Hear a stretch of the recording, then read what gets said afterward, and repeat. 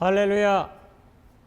오늘 영상을 통해서 예배드리는 모든 심령들에게 하나님의 은총과 사랑, 특별히 성탄의 우리 주 예수 그리스도의 그 평화와 은혜가 여러분의 심령과 가정 속에 넘치게 임하기를 축복합니다. 지금 이 시대를 가르쳐서 언택트 시대라고 말을 합니다. 콘택트라고 하는 말의 반대말로 언택트라 그러면은 비접촉, 비대면을 의미하기 때문에 지금은 비대면 시대, 비접촉 시대를 우리는 살고 있습니다. 사람과 사람이 만나고 얼굴과 얼굴이 만나고 웃고 음식을 나누고 차를 나누고 공통분모의 대화들을 나누면서 살았던 그런 공동체 의식의 시대는 물 건너갔습니다. 사람을 만나는 것을 좋아했던 시대는 끝이 나고 이제는 사람을 만나는 것을 두려워하는 시대를 맞이하고 있습니다. 이제는 사람이 좀 몇 명 모여도 피해 다니는 그런 세상을 우리는 살고 있습니다. 코로나19 시대의 사람들의 삶의 방식을 표현하는 단어가 바로 언택트라고 하는 단어입니다. 감염을 막기 위해서 사람 간의 접촉을 최대한 간소화한다는 이야기죠. 그래서 온라인 쇼핑이라든지 앱이 인기가 높아가고 있습니다. 이제 온라인 예배, 영상 예배가 보편화되고 있습니다. 바이러스는 사람의 육체를 공격합니다. 그러나 그 어떤 바이러스도 감염시킬 수 없는 것이 있다면 우리의 마음과 우리의 생각과 영혼은 바이러스가 감염시킬 수 없습니다. 혈루증을 앓던 여인이 예수님께 손을 내밀어 이건 언택트가 아니라 만나고 접촉함을 통해서 그의 인생의 문제를 해결받았습니다. 한센병 환자로 문둥 환자로 고생하던 사람도 주여 원하시면 저를 깨끗하게 하실 수 있나이다라고 주님의 긍휼과 치유를 원할 때 가까이 가셔서 주님은 그의 인생의 문제를 해결해 주셨습니다. 포스트 코로나 시대라고 말합니다. 그 포스트라고 하는 것은 뭐뭐 이후에라고 하는 뜻으로 코로나19 극복 이후에 다가올 새로운 시대를 포스트 코로나 시대라고 말합니다. 그러므로 우리는 미래를 대비하며 살아야 합니다. 그러나 믿음의 사람들은 접촉하지 말라고 하는 비대면 시대 속에서도 우리는 접촉이라고 하는 콘택트라고 하는 이 시대로 우리는 전환을 해야 되는데 사람은 만나지 못하지만은 예수 그리스도는 더 만나야 될 줄로 믿습니다. 예수 그리스도는 주님의 임재는 더 경험하면서 주님 앞에 더 가까이 나아가고 그분과 교제하며 기도하며 의지하면서 믿음으로 전진해서 이 어려운 삶을 극복하며 승리하는 귀한 역사가 있어야 될 줄로 믿습니다.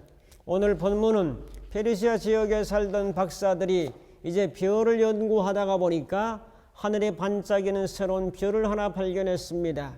그들의 연구에 의하면 이 별은 위대한 인물이 이 땅에 태어날 때 반짝이는 별로 측정을 했습니다. 자, 우리가 이대로 있어서는 되겠냐? 저 별을 따라서 가면서 위대한 인물 태어난 그리스도 메시아 바로 유대인의 왕을 한번 찾아봐야 되겠다. 그래서 만나 뵙기로 결정하고 짐을 꾸려서 이제 아기 예수께로 다가오는 과정을 설명하는 말씀이 오늘 본문입니다. 그들은 주님을 경배하고 예물을 드리며 가장 기쁜 경험을 하게 됩니다. 자, 이런 상황 속에서 오늘 주시는 메시지를 살펴보며 은혜를 나누려고 합니다. 첫 번째로 캄캄한 어둠 속에 나타난 별을 보세요 라고 말씀드립니다. 2절입니다. 저는 요즘 시대를 바라보면 눈물이 납니다. 앞이 보이지 않는 상황이라 심적인 부담이 큽니다. 코로나19로 인해서 시대가 상당히 많이 변화되었습니다. 조금만 기다리던 것이 2년이 훌쩍 지나고 이제 3년이 되었습니다. 정치인들이나 경제인이나 학자들이나 의학계에 종사하는 사람을 신뢰할 수 없는 수준에 다다르고 있습니다. 점점 코로나19가 확산되면서 올 겨울에는 더 확진자가 10,000명 이상 발생될지도 모른다고 추정하고 있습니다. 이 나라의 민족을 보아도 캄캄한 밤 같은 느낌을 받습니다. 대통령 선거를 앞두고 서로가 인신공격을 하여 도덕성은 땅에 떨어져 있습니다. 물가는 올라서 인플레 현상으로 서민들은 점점 힘들어지는 시대를 살고 있습니다. 소상공인들은 사람들이 움직이지 않으니까 제한을 잡고 두니까 장사가 되지 않아서 울상이 되어가고 빚은 점점 늘어가고 있는 시대 속에 살고 있습니다. 지원금을 조금씩 공급해 주지만은 그것만 가지고는 해결될 수 없는 상황입니다. 교회는 출석률이 떨어지면서 이제는 40% 이상 감소했고 젊은이들은 탈교회 현상을 일으키면서 세상에 좋은 것, 재미있는 것, 자극적인 것들을 쫓아서 가는 계시록의 큰 바벨론 시대에 돌입했고 그 징조가 점점 드러나고 있으며 위기감을 느끼고 있습니다. 백신 의무화를 하면서 1차, 2차, 이제는 3차를 맞아야 활동할 수 있고 6개월이 지나면 이제 4차를 또 맞아야 되는 상황입니다. 백신 맞고 세상을 떠난 사람도 많고 이상해진 사람도 많이 있는데 이제 정부에서는 연관성이 없다고 의학계에서는 일축해버립니다. 만약에 연관성이 있다고 보상을 하기 시작하면 여러 가지 어려운 문제가 발생하기 때문에 뻔히 알면서도 연관성을 부정할 수밖에 없습니다. 백성들은 그렇게 말하면 그런 줄 알아야 되는 그런 입장입니다. 3차 맞은 사람도 돌파 감염이라고 이제 감염됩니다. 걸려도 백신 맞은 사람이 훨씬 위중증 환자가 적다고 하지만 그 발표도 실효성이 그리 많지 않다고 생각합니다. 이제는 세상은 통제의 세상이 되어버리고 말았습니다. 백신 맞지 않은 사람들은 마음대로 활동하지 못하는 시대를 돌입했습니다. 청소년들과 아이들은 백신들, 특히 임산부 이런 사람들은 아주 위험합니다. 어느 친구는 백신 맞고 생리 주기가 바뀌었다는 이야기도 들었습니다. 알레르기 현상, 몸의 이상증으로 인해서 이제 죽은 사람도 주위에 종종 일어나고 있습니다. 국민연금은 점점 줄어들고 공무원연금과 군인연금이 적자가 1년에 100조 이상 나고 있다는 것은 정말 놀라운 일이 아닐 수 없습니다. 이런 문제에 대해서는 그 어느 대선 주자도 전혀 이런 방구 말을 하지 않습니다. 제가 아는 교장 선생님은 매년 이제 매월 370만 원의 연금을 죽을 때까지 받고 있습니다. 이런 분들이 얼마나 많습니까? 그러므로 우리나라의 경제 사정은 점점 이제 빚이 늘어가고 적자로 이제 돌아가고 있는 모습을 볼 때 참 미래의 우리 자녀들과 손자 손녀들과의 시대가 참 힘들겠다는 것을 생각 있는 사람들은 다 예측을 하고 있습니다. 그래서 돌아가는 세계 정세와 이 영적 상황들을 바라보며 슬픕니다. 선지자의 고뇌가 있고 에레미야 같은 눈물이 이해가 됩니다. 깜깜한 어둠 같은 세상, 그래도 저는 바라볼 곳이 있어서 감사합니다. 하늘에 오늘 말씀처럼 별이 떴습니다. 별은 희망이요 소망이요 내일의 등불입니다. 이것이 없이 칠흑같이 캄캄하다면 절망인데 저 하늘에 별이 떴습니다. 그때 당시 정치적인 현상은 로마라고 하는 나라의 압제를 받으며 강대국에 점령당하면서 약소국으로 주권을 빼앗긴 채 통치하고 있습니다. 자유가 없다면 얼마나 고통스럽겠습니까, 여러분? 경제적으로 아주 어려운 상황이었고 먹고 살아가기 힘든 그런 2000년 전의 상황이었습니다.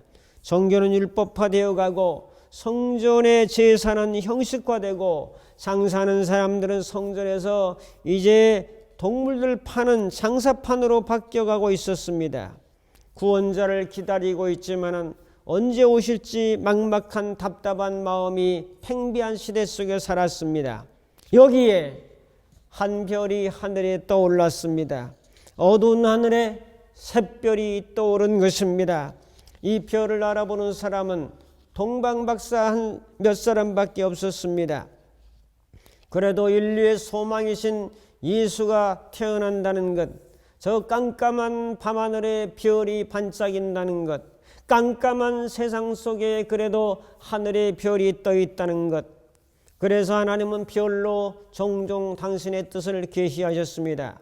창세기 22장 17절에 보면 아브라함에게 밤하늘의 별을 보여주면서 저 많고 많은 별들을 바라보면서 너희 자손이 이와 같이 번성하리라. 지금 아브라함밖에 없고 이삭밖에 없는 그런 상황에서도 하나님은 하늘의 별을 보여주셨습니다.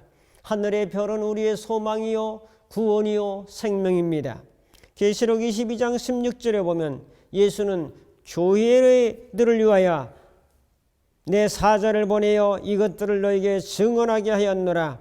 나는 다윗의 뿌리요 자손이니 곧 광명한 새벽별이라 라고 말씀합니다. 새벽별이라고 말씀합니다. 예수님을 별로 상징시켜서 말씀하셨습니다. 이 세상은 깜깜한 세상입니다. 깜깜한 밤하늘이 그래도 아름다운 것은 저 하늘에 별이 빛나기 때문입니다. 왜 밤이 있는가? 밤하늘의 별을 보기 위하여 밤이 있는 것이다. 이 세상은 왜 더 어두울까? 빛 대신 예수님을 보기 위해서는 더 깜깜할수록 빛이 드러나는 것처럼 예수님을 보기 위해서 이 세상은 이렇게 어두운 것이다. 저는 몇 자 글을 써보았습니다. 제목은 울고 싶다. 유천. 이 세상을 바라보니 울고 싶다. 코로나19로 사람과 만나지 말란다. 대면의 기쁨은 사라지고 답답함이 밀려온다. 사람이 무서운 세상이다. 사람이 답이라더니 사람을 두려워하는 세상이다. 노인들은 병상에서 가쁜 호흡을 몰아쉰다. 소상공인들의 아우성 소리, 부동산은 오르고 세금 폭탄은 안방에 터진다. 백성들의 한숨은 기포만 간다. 하늘의 뜻을 헤아리지 못하고 대권주자들은 자기가 제일 적임자란다. 짐승의 거대한 세력이 몰려오고 있다. 아, 조국과 민족과 교회를 바라보면 눈물이 난다. 그러나 하늘을 바라보니 별이 하나 반짝반짝 빛나고 있다. 두 번째로 별의 인도를 받아보세요. 9절부터 10절입니다. 이스라엘 백성들은 아무도 하늘에 반짝이는 별을 보지 못했습니다. 이 별을 바라본 사람들은 동방의 박사들입니다. 예수님의 거룩한 탄생을 알리는 별을 알아보는 사람이 있다니 너무나 고마운 일입니다. 동방 박사들은 별을 보고 너무너무 기뻤습니다. 빨리 이 왕이 이 땅에 오시는 것을 보고 경배해야 되겠다. 짐을 꾸렸습니다. 먹을 것, 마실 것, 입을 것을 이제 얹었습니다. 자, 성경에는 낙타라는 말은 없지만 그래도 장거리 여행에서 그때 당시는 낙타를 사용했기 때문에 아마도 낙타의 짐을 실었지 않나 생각합니다. 출발의 신호탄을 쏘고 한 걸음 한 걸음 인도를 받으며 갑니다. 이들이 여러 날을 걸어서 온 곳은 바로 별의 인도를 받아서 온 곳은 이제 이스라엘의 수도 예루살렘이었습니다. 예루살렘까지 왔는데 그 넓은 땅에서 어딘지 몰라서 이제 묻습니다. 유대인의 왕으로 나신 이가 어디 계시냐? 우리가 동방에서 그의 별을 따라서 여기까지 그분에게 경배하러 왔노라라고 말씀합니다. 3절에 보면은 헤롯 왕과 온 예루살렘이 듣고 소동한지라라고 말씀합니다. 이 말을 듣고 가장 놀란 자가 있는데 바로 그때 당시 통치자였던 헤롯 왕이었습니다. 내가 왕인데 유대인의 왕으로 누가 태어난단 말인가? 정말 황당한 일이 벌어진 거죠. 헤롯 왕은 대제사장들과 백성들의 서기관들에게 묻습니다. 그리스도가 어디서 나겠느냐? 성경 말씀에 능통했던 그들은 대답합니다. 유대 땅 베들레헴에서 납니다. 이 말을 동방 박사들은 베들레헴은 어디로 갑니까? 그래서 베들레헴으로 이제 인도를 받죠. 그것도 별이 인도했다는 거죠. 박사들이 왕의 말을 듣고 갈새 동방에서 보던 별이 문득 앞서 인도하여 가다가 악이 있는 곳에 머물러 섰다.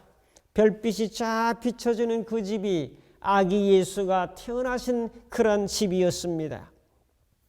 이 말을 들은 동방 박사들 얼마나 기쁘고 감사했습니까? 별이 앞서서 인도했습니다. 여러분, 악이 있는 곳에 그 별이 머물러 별빛이 머물렀습니다. 얼마나 놀라운 초전적인 사건입니까? 동방에서 별이 인도를 받아 예루살렘까지 왔습니다. 이제 베들레헴에 와서 악이 있는 곳에 별빛을 비추고 있습니다. 10절은 말씀합니다. 그들이 별을 보고 매우 크게 기뻐하더라. 박사들은 별의 인도를 받아서 생애 최고의 기쁨을 만끽합니다. 4단계 기쁨이라고 저는 말합니다. 매우 크게 기뻐하니라. 4단계로 나가는 거죠. 사랑하는 성도 여러분, 별의 인도를 받으니 기쁜 일이 생기고 예수를 만나게 되고 예수를 경험하게 됩니다. 사랑하는 여러분들도 예수님의 인도, 말씀의 인도, 성령님의 인도가 임하여 어두운 세상에서도 별빛의 인도를 받는 놀라운 초전적인 역사가 나타나기를 주님의 이름으로 축복합니다. 피겨스케이팅 올림픽 세계 선수권을 제패한 스콧 해밀턴이라는 사람이 있습니다. 이번이 책을 썼는데 스콧 해밀턴 행복을 위한 8가지 기본기라는 거지요. 자, 그 책에서 그는 무거운 사람이었음을 솔직히 고백합니다. 생후 6개월 만에 생모 생부에게 이제 버림받았습니다. 양부모에게 입양되었지만 2살 때부터 궤질에 걸려서 병원에 다녔습니다. 1997년 고환암 3기 판정을 받았습니다. 그리고 2004년에는 뇌종양과 뇌하수체 암에 걸리고 말았습니다. 2010년에는 뇌종양에 걸렸습니다. 그는 무거운 짐을 지고 주님 앞에 나와 기도했습니다. 미국 피겨스케이팅 선수로 1984년 동계올림픽 피겨스케이팅 남자 싱글 부분에서 금메달을 땄고 1981년부터 84년 4회 연속 전미 선수권대회와 세계 선수권대회에서 우승을 했습니다. 3번이나 암을 이겨내고 현재 암 환자를 돕는 자선단체를 운영하고 있습니다. 8가지 행복의 비결을 말하면서 가장 중요한 비결, 전능한 코치를 믿으라. 운동선수가 코치를 믿고 지도를 따를 때 좋은 성적을 낼 수 있는데 우리 인생의 전능한 코치는 바로 하나님이라고 말씀합니다. 인생에서 많은 고난과 역경이 찾아올 때 절망하지 말고 하나님의 인도를 믿고 따를 때에 승리할 수 있다는 확신입니다. 하나님은 여러분들의 전능하신 코치입니다. 동방 박사들이 별의 인도를 받아서 한 걸음 한 걸음 걸어가듯이. 세 번째로 주님 앞에 엎드려 경배하세요. 11절 12절에 말씀합니다. 11절에 들어가 아기와 그의 어머니 마리아가 함께 있는 것을 보고 엎드려 아기께 경배하고 보배압을 열어 황금과 유향과 몰약을 예물로 드리니라고 말씀합니다. 성탄절은 주님을 경배하는 날입니다. 주님께 경배하는 과정이 있죠. 가서 보았습니다. 아기와 그의 어머니 마리아가 함께 있는 것을 보았습니다. 백문 불여일견이라는 말이 있는 것처럼 지금까지 별 이야기를 했는데 별은 본질이 아닙니다. 별의 인도를 받은 것은 예수님을 보기 위함입니다. 예수님께 경배하기 위함입니다. 지금까지 예수님을 보기 위해서 이렇게 먼 길을 달려온 것입니다. 그 다음에 뭐 했죠? 엎드렸다라고 말씀합니다.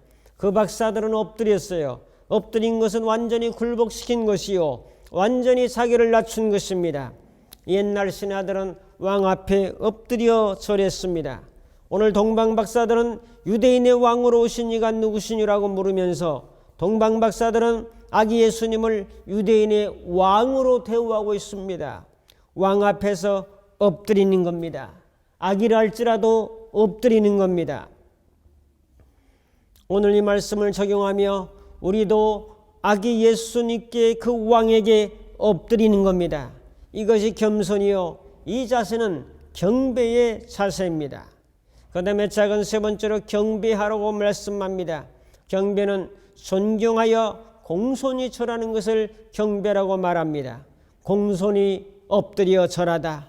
여러분, 옛날에 저도 제사를 많이 드려본 사람인데 제사 드릴 때는 꼭 경배를 하죠. 절을 한다고요. 누구에게 절을 하는가? 이것이 문제죠. 하나님께 절하는 것은 우상 숭배가 아닙니다. 예수님을 경배하고 절하는 것은 우상 숭배가 아니고 예수님 위에 하나님 위에 절하는 것을 우상 숭배라고 말합니다. 구원자 예수에 대한 경배, 요한복음 9장 5절에 나는 세상의 빛이로다, 빛에 대한 경배, 나는 길이요 진리요 생명이다, 생명에 대한 경배, 나는 저희 백성을 저희 죄에서 구원할 자임이라, 구원자에 대한 경배, 내가 너희와 함께 하겠다고 하는 임마누엘에 대한 경배입니다. 성도 여러분, 사단도 경배받으려고 그래요. 그래서 예수님하고 단판 흥정을 합니다. 마태복음 4장에 이제 40일 금식 기도하시는데 사단이 찾아왔습니다. 나에게 한 번 절하면 천하만국을 보여주면서 이걸 다 주겠다는 거예요. 한 번 절하는데 얼마나, 한 번 절하고 천하만국의 권세와 영광을 다 얻어도 되지 않겠습니까, 여러분? 한 번이 중요한 거죠. 주님은 말씀하십니다. 주 너희 하나님만 경배하라. 그분에게만 절하라. 그분만을 섬기라는 그 진리를 선포하시면서 마귀의 유혹을 물리쳐 버렸습니다. 사단은 오늘도 나를 숭배하라, 나에게 절을 하라. 앞으로 그런 시대는 가면 갈수록 늘어갈 겁니다. 적그리스도의 세력이 나에게 절을 하라, 내가 바로 신이라라고 그렇게 강조할 겁니다. 예수님께 경배하고 하나님께 경배하고 예비하고 그분을 섬겨 나갑시다. 정말 사단은 싹수가 없는 놈입니다. 자기가 예수님께 경배하고 엎드려야 될 그런 놈이 예수님 보고 한 번 절하면 천하만국을 다 주겠다고 흥정을 합니까, 여러분? 오늘 우리는 성탄을 맞이하면서 예수님을 경배하는 겁니다. 예수님께 절을 하는 겁니다. 그 다음에 마지막으로 예물을 드렸습니다. 여기에 예물이라고 하는 그 도론이라고 하는 말은 선물이라고 하는 뜻입니다. 예수님께 선물을 드린 거죠. 예물을 드린 것은 선물을 드린 거요. 우리도 주님께 성탄축과 선물을 드리는 겁니다. 예수님이 실제로 계시다면 선물을 준비해서 드릴 것인데 하늘에 계시기 때문에 소음이나 동록이 녹슬지 않는 그런 하나님의 나라에서 안 것입니다. 동방박사의 선물은 황금과 유향과 몰약이었다고 말씀합니다. 당시 최고의 선물을 드린 거죠. 성도님들도 주님께 헌금을 드리는 것과 마찬가지입니다. 결단합니다. 오늘 우리는 주님의 성탄을 맞이하며 매우 크게 기뻐하고 기뻐합시다. 주님께 감사합시다. 주님을 경배합시다. 엎드려 왕 되신 그분 앞에, 그리스도 구원자 되신 그분 앞에 엎드려 절하며 섬깁시다. 우리 주, 우리 왕, 우리의 구원자 예수 그리스도시요, 주님의 오심을 축하하며 경배합니다. 기도하겠습니다. 주님의 오심을 매우 크게 기뻐하고 기뻐합니다. 그분 앞에 경배합니다. 그분을 절하며 그분을 찬양하며 그분을 높여드립니다. 어두운 세상에 빛을 비춰주시고 밤하늘에 반짝이는 샛별이 되신 주님 감사하며 이 주님을 따라 믿음으로 승리하는 이 나라 이 민족 모든 교회들 교우들 다 되도록 인도하여 주옵소서. 예수님의 이름으로 기도하옵나이다. 아멘. 이제는 우리 주 예수 그리스도의 무한하신 은혜와 하나님 아버지의 극진하신 사랑하심과 성령님의 감화 감동 인도 충만 교통하심이 구원자로 생명으로 빛으로 은혜로 이 땅에 오신 아기 예수를 경배하며 살기로 결단하는 모든 심령들 머리머리 위에 저들의 가정과 섬기는 교회와 이 나라의 민족 위에 이제부터 영원토록 함께 있을지어다. 아멘.